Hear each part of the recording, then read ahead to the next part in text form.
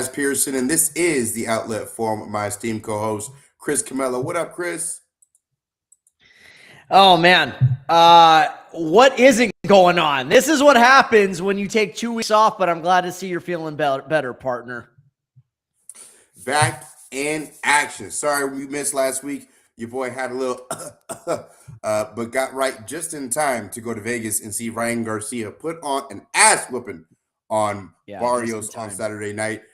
Just in time for that big dog. But there are many, many things going on in the NBA. Are the Cavs or the Knicks more of a contender? And should the Pistons be the favorite in the East? And KD does it again, gets on his soapbox and blasts the media, and then throws in his name for the 2028 Olympics. We'll get into that. And Chris, is tanking or load management more of an issue for the NBA? We'll get into that. I got some spicy comments on that. I mean, maybe not too spicy to me, but to y'all, it just might be. But I was just home in time from Vegas to watch that fight of Ryan Garcia and Barrios, to come home to see the Lakers at 3:30. Flight landed just in time, got over to Staples Center or Crypto.com Arena. I'm still making that mistake years later. Just to see the Lakers get an absolute beatdown by the Boston Celtics on Pat Riley, statue unveiling day of all times, Chris. And then the next 2 nights, the Lakers drop another game against the Orlando Magic, this time by 1 point instead of 20 points. But Luka is the one that makes the mistake and hesitates on the potential game-winning shot, passes LeBron off to LeBron. LeBron's off balance, throws the ball up. The fact that he even got the ball on the rim, and wasn't a complete air ball, hit the back of the side of the backboard or anything like that, was actually pretty amazing given the amount of time and angle that he had. But Chris, what did you make of not only, we're just going to talk about it all with the Lakers these last couple games. So what did you make of not only the lack of execution in crunch time, which is what they've been undefeated in clutch time, really, for this entire season, and then how do you feel about that beatdown and that showing by the Boston Celtics on Sunday as well? Give me both, man. All right, so let's start. You got to go forward in order to go back. So let's go to last night, right? Orlando first. That should have been a win. They had control for the majority of the night. You got to find a way to win that game. What I liked in that game compared to what we saw in Boston, there was a better effort on both ends of the floor. DeAndre Ayton had his first great performance in quite some time. They gave themselves a chance to win that game, but just too many little mistakes, Chaz. The inability to box out, the inability to grab a rebound, 5 missed free throws from Luka, a rough night shooting from downtown for Luka. And then he hesitates on a great screen from DeAndre Ayton, and he's far out. Then he gives it to LeBron with 2 seconds to go, and LeBron has to shoot a difficult fadeaway 3-pointer in front of the Magic bench, which clanked off the side of the glass, and that's the game. Give Orlando credit; they've been pretty good in crunch time games. Desmond Bane got going in the fourth quarter. You saw a fantastic game from Paolo Banchero. But that's a game you got to be able to win, especially when you had that much control, especially in the second half. Going back to the Boston game, I don't know if I had been more angry at a loss this season than that Celtics game. Now, I understand the Lakers had gotten beat down by Boston back in December, but that was coming off of a win, a thrilling win in Toronto, and then they didn't play LeBron or Luka the very next night that they were in Boston. So Boston beat them down. All right, but that one I could live with. This one, everybody was available. No excuses. You're coming off of another win, kind of an ugly win against the Clippers that Friday night. And what's going on Sunday, Chaz? Pat Riley's statue arena's Star Plaza, and a well-deserved one. You want to talk about the orchestrator of Showtime, that offense, the man who oversaw that operation for the better part of that decade, taking over for the fired Paul Westhead in 1981 and never looked back. Pat Riley, the slick back hair, the Armani suits, the hard-nosed mentality, the competitive drive, and finally gets and to our generation and the generation behind us, Chaz, he's more known as the godfather of South Beach. But before he took his act to Miami, he was a Lakers head coach and a damn good one. 4 championships, 7 finals appearances, a former coach of the year, a Hall of Famer. I mean, when you think of some of the great coaches, you think of Pat Riley, not to mention a man who helped deliver the Lakers' first championship in LA against Boston in 1985. Up until that point, they had never beaten the Celtics in a finals. That is the performance you deliver in front of Riley and the rest of that Showtime alumni, Laker legends. That's how you perform. And you know what? Forget LeBron, forget Luka, forget Reeves. I put that loss on JJ Redick, not having his guys prepared. Hold on. I'm a little tired of JJ's act and the bitching and the moaning. And anytime, I'm going to call the league office every time I don't get my way, even though the Lakers get more foul calls than anyone. I'm going to call when something doesn't get my way. That is what really annoys me. And it wasn't just the fact that they got beat down, Chaz. It was how it happened. Celtics were more physical. They were more aggressive. They were tougher. They took the Lakers to school in that game. It was, and the one word, and I'm really glad that James Worthy said it after the game, soft. No heart, no respect for the uniform.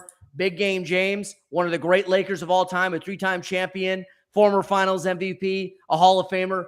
That was absolutely correct. That was a collective soft performance. Luka complaining on a made shot, by the way, that he didn't get the N1, get a layup at the other. But it was a foul. Hold on, Chris. I got to cut you off. I got to cut you off. I don't care. That was a foul. Okay. That was a foul. Go ahead. So look, here's the thing. Chaz, With Luka, I get it. That was a soft performance. Yes. Soft. This team is soft. Both can be absolutely true. It could be a foul that he should have complained on. I'm just saying. I'm just showing you the other side of the coin because yes, not saying you're wrong. I stood up. I'm at the game. I'm going crazy. I got Boston Celtics in my ear. I'm pissed, just like you are, right? On your couch watching the game, pissed at this shit, right? But it's still a foul. It's still a blatant goal, 2 blatant goaltendings that you missed. I understand both can be true. The Lakers I didn't say they couldn't, Chaz. Hold on. You're getting on JJ Redick. You're getting on JJ Redick, and you're getting on Luka Doncic for complaining, and rightfully so. More so in Luka's case because he does it more often than not. JJ does it more than he probably should, given his tenure in the league. But at the end of the day, he's right more times than not. Luka as well. He gets fouled. All superstars get fouled on most plays, but you see his arms up more. Sure. And it's just the reputation that he's garnering. But that doesn't mean when you said made shot, that's just going to trigger me because I was fucking pissed at that shit because that was actually the second time that he got fouled on a made shot and they didn't call either. So if you're not going to call the Jaylen Brown push off and you're not going to call, Peyton Pritchard pushing off and pushing Vando and making it look like it's an N1 mixtape out there, then call it both ways, the same way. But they weren't doing that, and that's why you got the complaints, and that's why you got 3 technical fouls in less than 1 minute in the third quarter from Marcus Smart, JJ Redick, and Austin. I hear you, but not denying that at all. Fact that it was on a made shot. Okay, fine. The refs had a bad night. Okay, that happens a lot in the NBA. These are human beings. Both can be true. However, it just seems like when it happened to the Lakers, you didn't allow me to finish this point. It wasn't just the complaining. It was the fact that all of that frustration took the Lakers out of their game. And they spent more time bitching to the officials about the calls that they're not getting than worrying about how the hell we're going to stop Peyton Pritchard and how the hell we're going to stop about Jaylen Brown. I understand. And believe me, Jaylen Brown has complained a lot about the officiating. Ty Lue accused the Lakers of foul baiting on Friday night. Listen, nobody's happy with the officiating in the NBA. Not to mention, these officials are not just younger and softer themselves, but it seems as though it's like nobody wants to be told anything, and they're even unwilling to have the conversation. I respect all of that. What is when you complain so much that, bro, there is a time and place to have these discussions. heated or whatnot with the officials, and that's certain dead ball. And I just feel at times, this is what's been annoying to me about Luka, is the fact that when you don't shut up and you keep doing that, guess what? They're not going to change their minds. You're either going to get teed or you're going to give up a layup. And I have a low tolerance of patience for either of them. And the reason why I pointed out JJ Redick is because that mentality, when you're lashing out the officials post game or whatever, I just think it sets a negative tone for your team. And now you're playing right into it instead of being the ultimate regulator or whatnot. So that's what really annoyed me. And I just think what we've seen these last two games, especially in that Boston game, was a soft performance.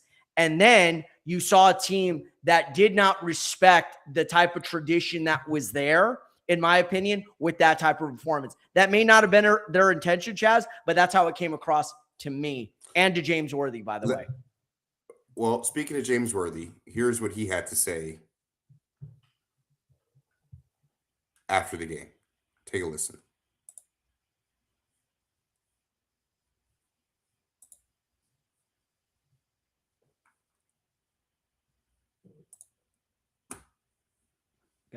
Yeah, you got the sound on mute, bro. Oh, sorry about that, guys. Yeah, that's all right. For some reason, I the video looks good. Yeah, you just got to just pull up the thing. You just got to get the sound up. There you go. Jesus Christ. There you go. Right there. Perfect. I think defensively, I think, LeBron got kind of suckered in a little bit. And I was saying all the time, you got to stay at home on Bane. He's the big shot maker. And I think LeBron got suckered in for that big three. The offensive rebounds you talked about, Geeter. The inability to execute. Not fully using the 24-second shot clock to move the ball. They had Ayton very involved, and I think they stopped going to the bread and butter and they went back to some ISOs down the stretch that did not work in their favor. So obviously that wasn't the Boston Celtics game, but that's what I wanted to show about what James Worthy had to say about just that lackluster performance against the Orlando Magic. Like, you can't give up. And bad defensive execution down the stretch. You can't give up. Specifically. Yeah. As many shots and open threes and looks like that they gave. So, man, with this, it reminds me over and over and over again of the inconsistency. And, somebody said something as it's been a chore with this team the last few years. Yeah.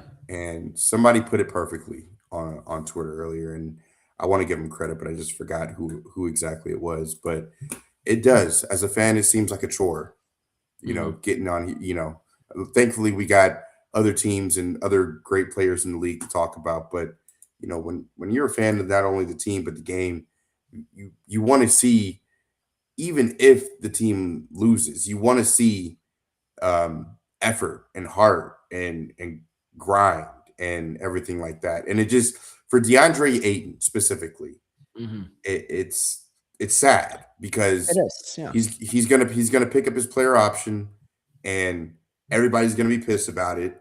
He's gonna give even less effort next year, and you can see his effort wane from game to game, because against the Magic, he had a worse matchup against the Magic with Wendell Carter and Paolo Banchero and Mo Wagner, Isaac and Mo Wagner than he did against the Celtics with Vucevic and Jaylen Brown and Keita. Like, you had a worse matchup, and you played worse on Sunday than you did on Tuesday, and you put up 21 and 17 on Tuesday when you really needed to on Sunday. You really needed to on both games, but you needed it more on Sunday than you really did on Tuesday, because you had other teammates playing better on Tuesday than on Sunday. I just say all that to say effort is the main thing with this team, and it sucks that there are so many players that are unplayable on the team, and that the IQ of so many players are not very high, and they're kind of bunched in together. So that's it on the Lakers. We spent the first 15 minutes on the Lakers. Go ahead and close it out because no, that's fine. I was gonna agree with your point, especially about Ayton and everything else. I don't want to say everyone's unplayable, but it just seems as though there's just a massive inconsistency, and you just don't know what you're going to get from some of these guys for any given night. Ayton, you're right. The effort's been a problem for him, and it seems like whatever shine he had in late October through December has not been the same since the calendar flipped over to 2026. And you get to a point where this is who you are. And whose fault is it this time, DeAndre? Is it Monty Williams? Is it Devin Booker? Is it Chauncey Billups? Is it the fact that Portland is a crappy situation? Whose fault is it this time? At what point is it your fault? You know what I mean? And this is the problem. This is a former number one pick, Chaz. This is a guy who's 26 years old, right? He's in his 8th season in the NBA, and yet he has not been able to figure it out at this point, because I'll tell you this, he's going to lay another egg, whether it be tomorrow night in Phoenix or Saturday night in Golden State, or when they come back and play the Denver Nuggets or the Sacramento Kings. He's going to come out loafing around, claiming he's not getting the ball or whatnot, and he's not going to make that same impact. And the thing is, you don't have another choice right now. Jackson Hayes is hurt. You don't know how long he's going to be out. So he's the only other big man you have on this roster that's playable. So you have to kind of ride it out with him right now. But you're right. This is who he is. And those days of getting $25 to $35 million, whatever the contract offer he was going to get from a team like the Indiana Pacers, it's gone. You are a backup middling center in the NBA at this point, bro. That is all you are. I'm sorry. I'm sorry. I'm not sorry. That's the truth. And to be honest, the Lakers, all they did these last 2 games, Chaz, is reaffirm what I've known about them for months. They're good enough to be a 5-6 seed, maybe a 4 seed in the Western Conference, and then get bounced and extend their season 2 extra weeks like they have the last 2 years and get out in the first round. That's what's going to happen. I don't think I'm wrong on that either, but whatever. Well, I hope they prove us wrong. We'll see what happens with the Lakers. Getting over to some other teams that are struggling this time on the East Coast. The New York Knicks just can't get right against the Detroit Pistons, and the Cleveland Cavaliers just beat the New York Knicks, made you turn off the TV by the third quarter because that game was pretty much over. And then the Cavs turn around and then lose to the Bucks, who don't even have Giannis. That's the NBA, guys. So, Chris, what do you make of the Cavs and the Knicks? Which team is more of a contender for the Pistons? And you think the Pistons should even be the favorite at this point, given how good Boston's playing? Yeah, I think Detroit has been massively consistent this year. I think their team, when, especially once they get everyone off their suspensions and injuries and whatnot, I think Detroit has been more consistent. And I just think, even though they have a lack of experience, what you saw last year in that first round, Chaz, is a team that didn't really fear the moment. Think about it like this. They lost that series 4-2 to the Knicks. Where did they win those 2 games at? Detroit. At the Garden. At the Garden.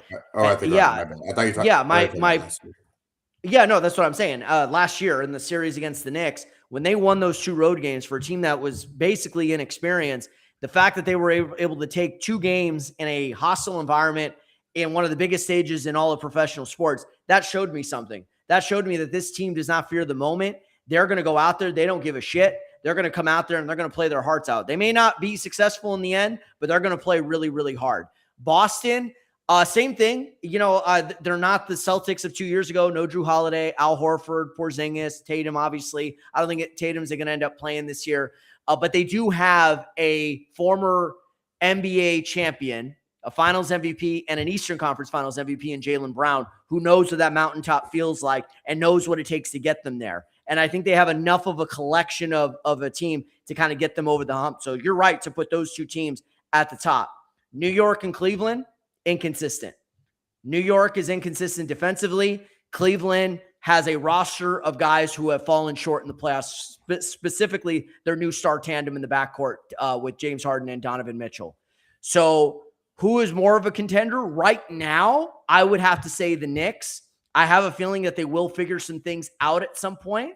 And I trust Brunson in a bigger game, in a winner-take-all situation, more so than I do Mitchell and Harden. That's just me. But you're right. There's a lot of questions with Harden's both about of to be those playing teams. with an injured thumb. There you go. There you go. So I just don't understand a coach like Mike Brown, the type of defensive players talent that you have with Bridges, Anunoby, and Hart, and now you bring on Alvarado and Sohan. How could you be that inconsistent defensively, bro? And by the way, when did Mike Brown become Mike D'Antoni defensively? Like, seriously, that's what this guy built his reputation on, was being a defensive-minded coach. And now, I'm kind of like Mike D'Antoni, I think it all has to do with the respect that he garners in the locker room versus Thibodeau. That's just my opinion based on might be something there.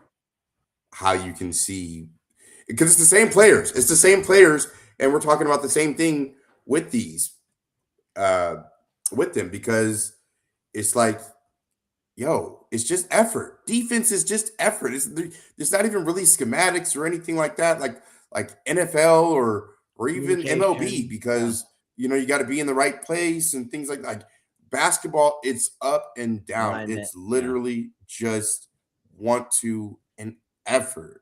Same thing with rebounding. There's a little bit more schematics to rebounding. Dennis Rodman told us that in 2020 in The Last Dance. We know what that is. Exactly. I was trying to be funny, but that didn't really go off well. But anyways, you got to be able to have. No, that of course, I hear you. I see the Cavs beating the Who's Knicks. more of a contender for you? Cavs right now, easy. Yeah. I'm trying. The only issue I have with the Cavs is, Chaz, I'm afraid, and as weird as this sounds, because of that front court that they have, are they too small to go up against those Knicks wings over a course of a series? That's what I'm a little interested. I like Keon Ellis. I like Dennis Schroeder. Dennis the Menace is a player. But if you have those two bigs, and then you have three, I just don't know how that's going to look against an Anunoby, a Hart, and a Brunson. I could see those guys wearing them down as the series goes on. But you think the Cavs got them? I'll be honest with you, Chaz. I wouldn't be shocked if Cleveland beats them. I'm just saying, like, is that going to be a problem? That's kind of the question I was just, wanted to pose to you. I don't know, Chris. That's a really good question. What do you think? Yeah, because you got to think the closing lineup for Cleveland is going to be some combination, Allen, Mobley, and then I'm going to say any combination of Harden, Mitchell, Keon Ellis, Dennis Schroeder, Tyson could be in the mix, right?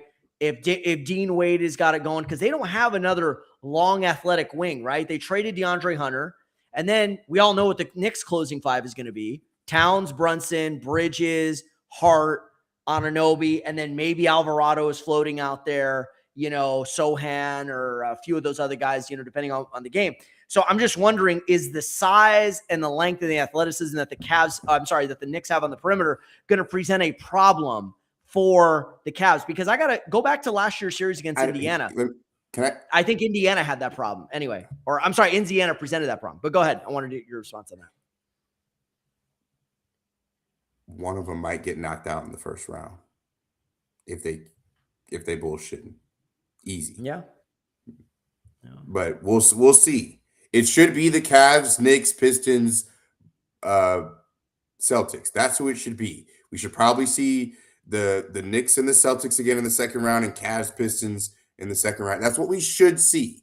But you never know towards the end of the season when teams are, letting their foot off the gas and trying to rest guys and stuff like that, and getting seeding, and there's always a surprise team, that makes it out of the first round or that plays very, very good. And Detroit was that team that we did not see taking the Knicks to 7 games or 6 games. Sorry, 6 games. It should have won 7, but it should have won 7. Yeah.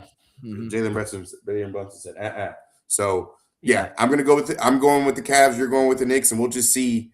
I mean, we're less than 2 months away from finding out, honestly, Chris. So this last sprint to the end of the season is going to be pretty interesting. So can I say one more thing about the Cavs?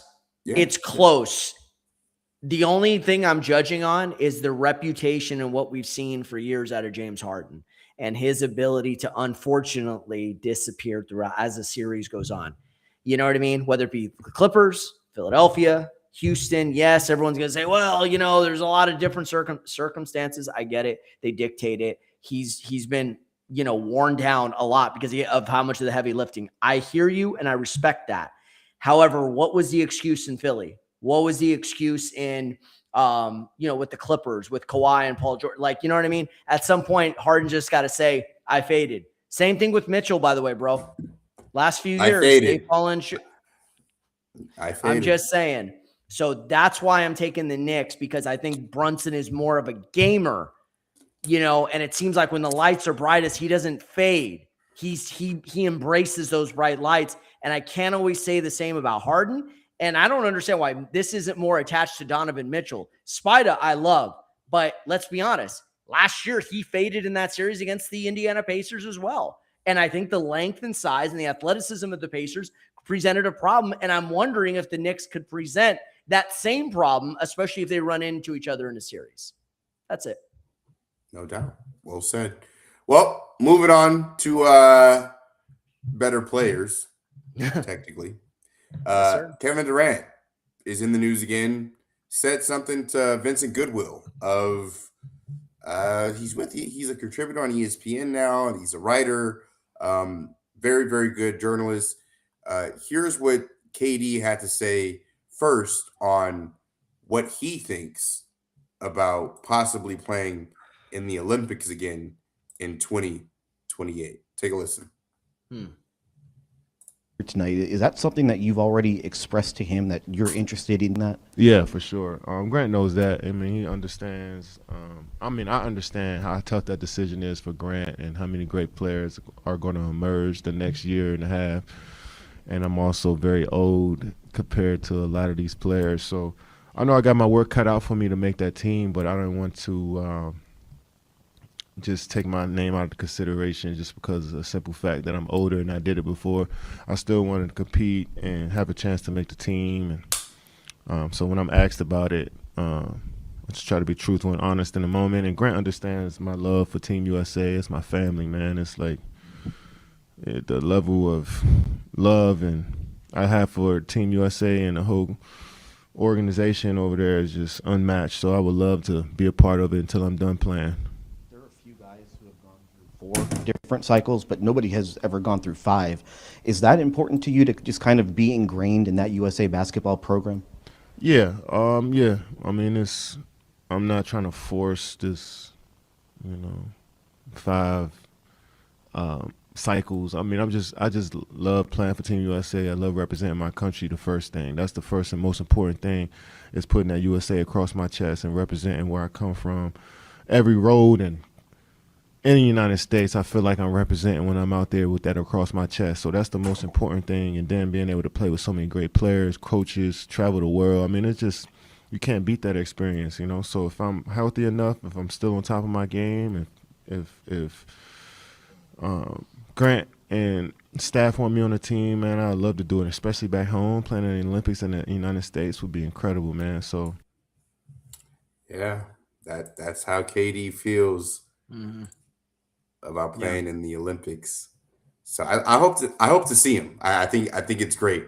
But also, Chris, KD said, and I'll paraphrase because I don't have the exact quote, but he at the All-Star game, he was talking about Jokic and Doncic not really taking the All-Star game serious, and everybody blaming, pretty much the black players, which is the NBA stars, the American players, because well, I think it was I think it was more collective, but well, okay, here's the thing, Chris, and I can say because I'm black, right? Okay. I don't want other races pointing out things about other race. Look, there's no white guys on the American team. There aren't any guys that aren't black on the American team, stars and stripes. That's just what it is.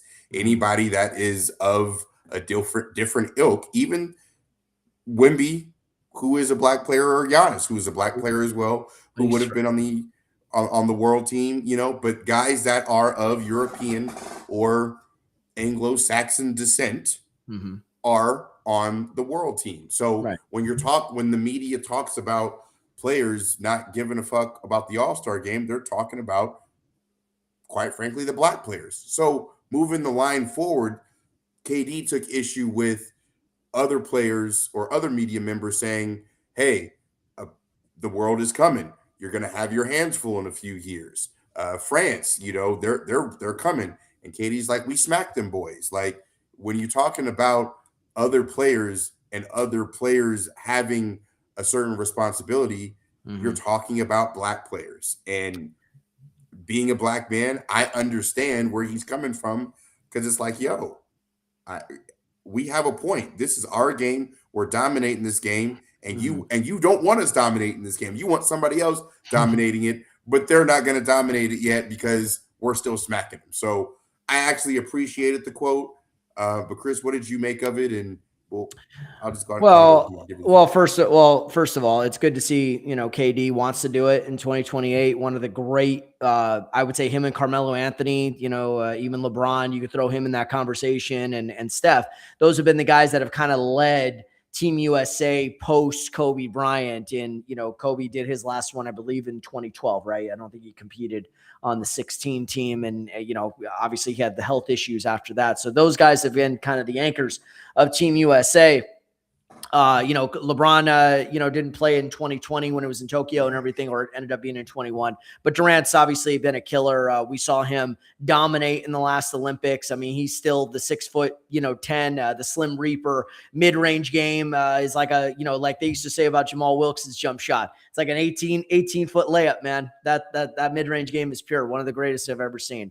The only pushback I will say, and this is just coming from what I have said personally about the All-Star game, was the collective effort. Not about so much the black players, not so much about the European players are playing better than the black players. I've never made that distinguishment personally. I've talked about, and I think most people have talked about it as the collective. You know what I mean? But you're right. Correct. I mean, I agree. It's the leader. It's the leaders that they're talking about. When you're talking, Sure, you can't single out everybody on the team. So when you're talking about the leaders of All-Star, KD, Steph, Bron, Kawhi, and Edwards.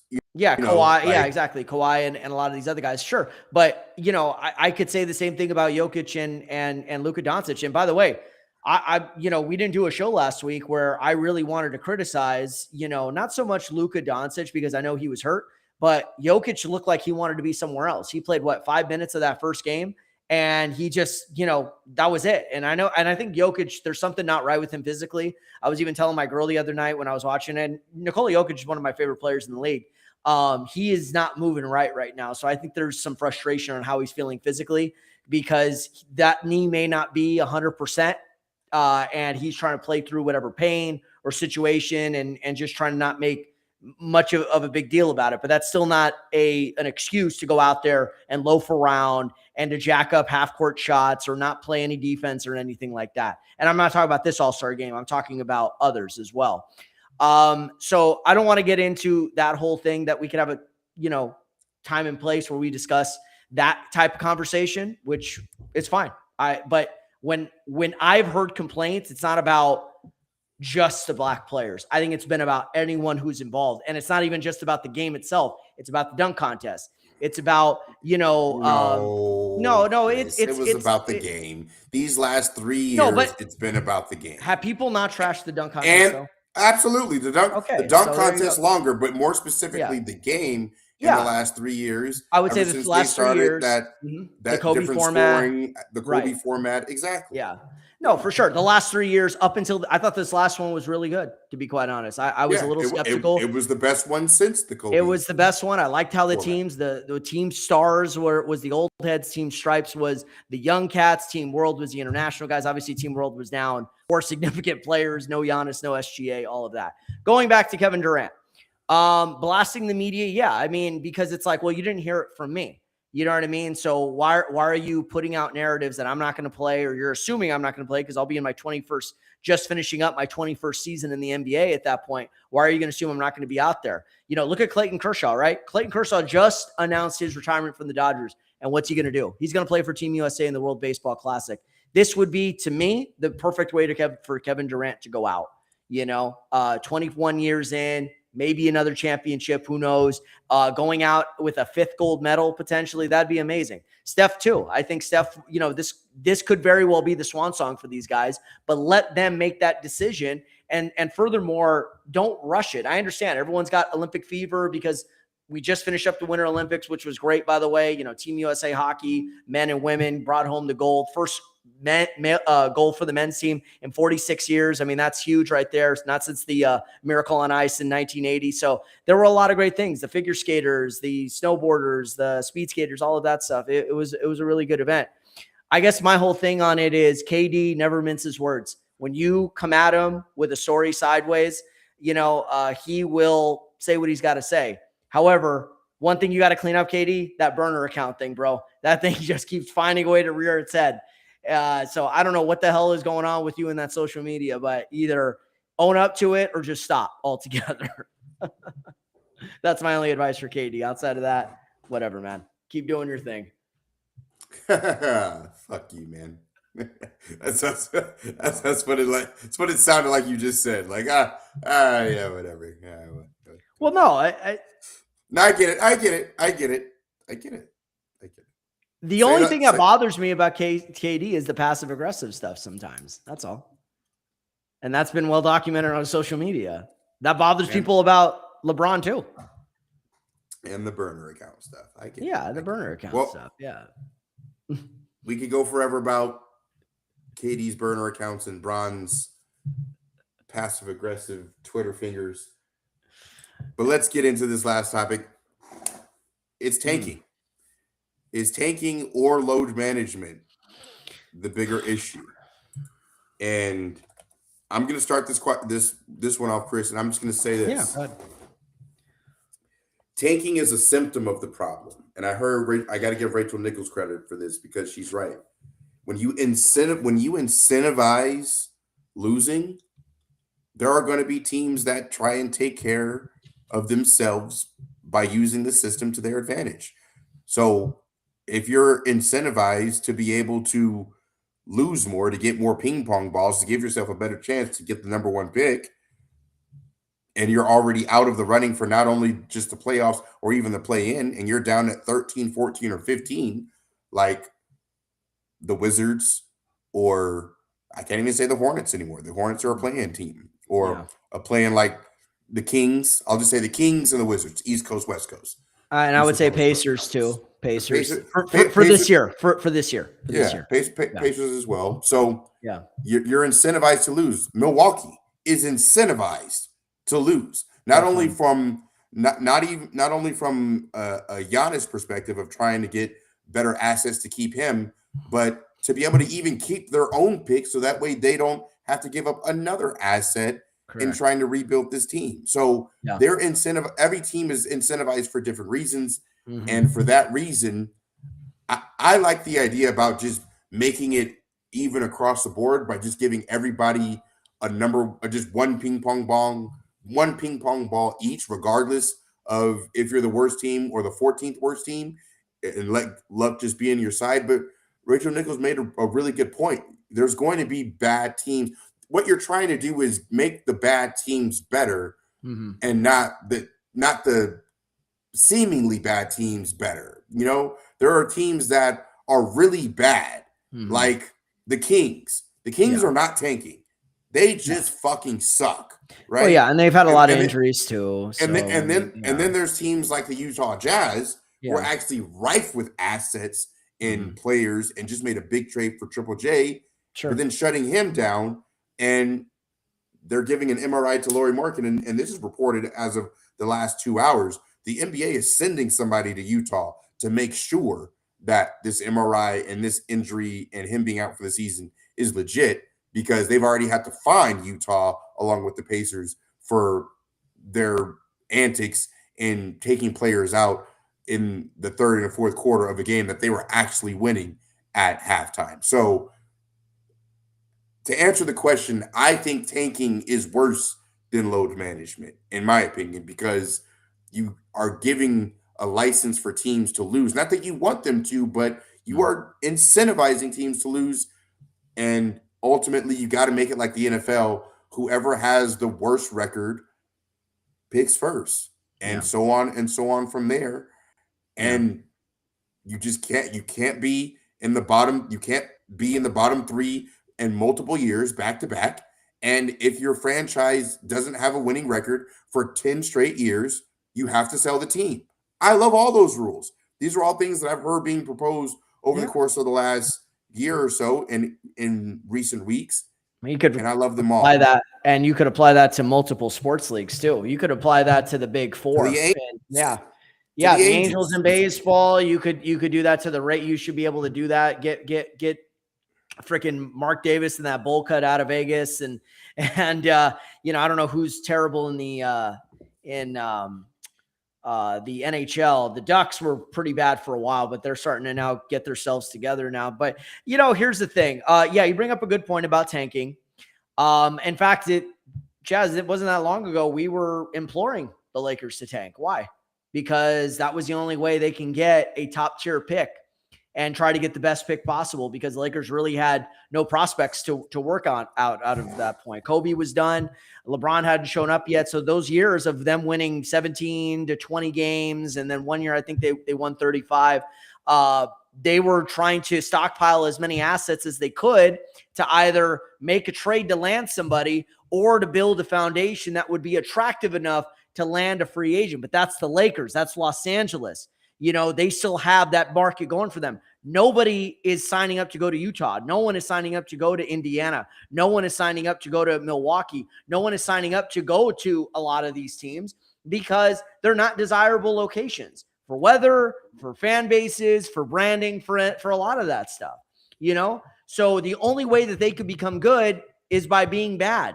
And then hopefully they could build a core from the ground up through the draft and then go from there. The Jazz have done it in years past. Go back to 84 with Stockton, 85 with Karl Malone, more recent times with Donovan Mitchell and everything like that. And even now, they've drafted well. I like Filipowski. I like Bailey. I like, some of the players that they have, Isaiah Collier.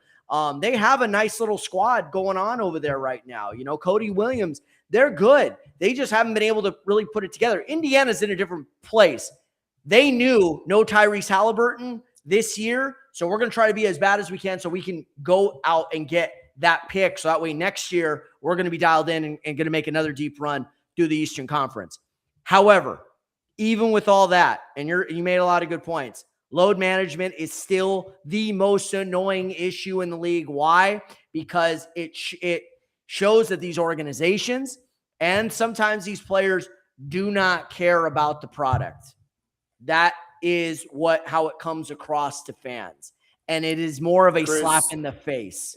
I'm telling you what I have heard from people and I agree with at times. There's no way that you think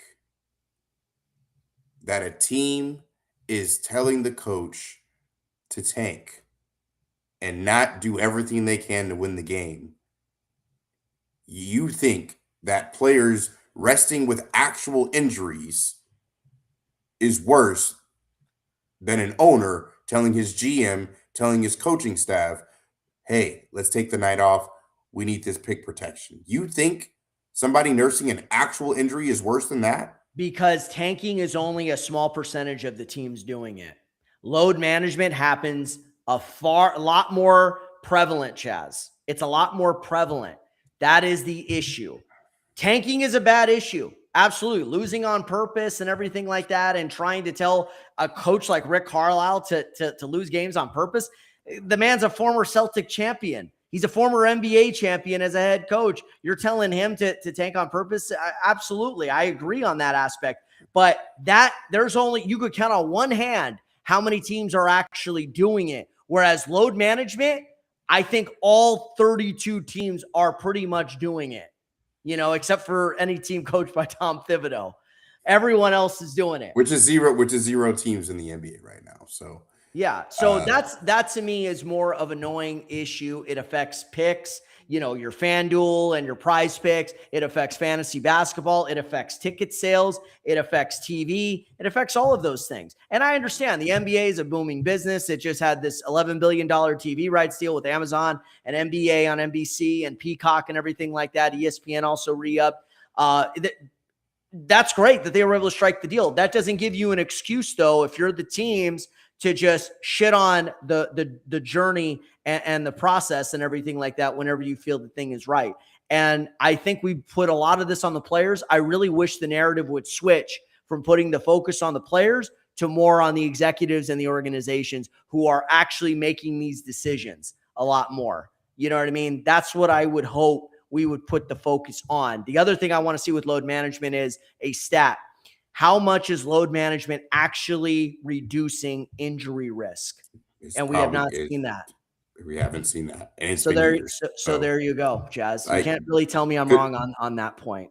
But you brought up good points about tanking, and you're right on a lot of that too. So. I think we're both right. Just like I said in the last topic, both can be true. And I think we can agree to disagree here, but we're both right. And on that note, they're both problems. They're both problems. And we'll leave it. And that'll be just that for the Outlet Forum tonight on a Wednesday. We'll be back next week. But first, before we get on out of here, we got to give some shout outs to some spirits that have left us over the course of the last few weeks. Chris, take it away. Wow. By the way, 6 names I came up with. First of all, 2 were by suicide, unfortunately. Rondale Moore, the former Vikings receiver. I think he was also out of Louisville, right, Chaz? Very talented. Very talented young man. I know Kevin O'Connell was very beside himself because the last team that Moore played for was the Minnesota Vikings. So RIP to him.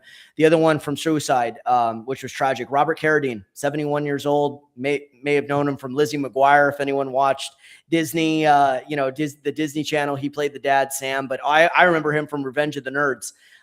He was played Lewis, and he had that laugh and stuff. No, but I'm just saying he was dynamic, man. I mean, he was wacky, but he had a charisma about him. So RIP to him. Eric Dane lost his battle from Grey's Anatomy. Lost his battle to ALS. He was only 53. It was tough. And Chaz, the Reverend Jesse Jackson, one of the founders of the civil rights movement. I think he was with Dr. King the night that Dr. King was assassinated in Memphis. Just a 2-time presidential candidate and stuff. And by the way, he did a lot of amazing things. I got to tell you, one of the most amazing things he did, and this is funny that he did. He hosted Saturday Night Live back in the early 90s, and he does a reading on News Update with Kevin Nealon of Green Eggs and Ham. And I got to tell you, it is funny. It is iconic. It is awesome. But Jesse meant a lot to a lot of people, and certainly an icon, not just of the civil rights, but of this country. So I just wanted to give a shout out to him. And finally, one of my favorite actors of all time passed away at 95, the great Robert Duvall, the Godfather, Godfather 2. I mean, he wasn't in the third one, but Apocalypse Now. I think To Kill a Mockingbird, that was one of his early roles. And then he did a bunch of stuff later on in his career. The Judge, he was brilliant in. Kicking and Screaming, he was funny in. Falling Down, almost too many to name. I think he was also in Deep Impact. He played a space shuttle pilot. So too many movies to name. Colors with Sean Penn.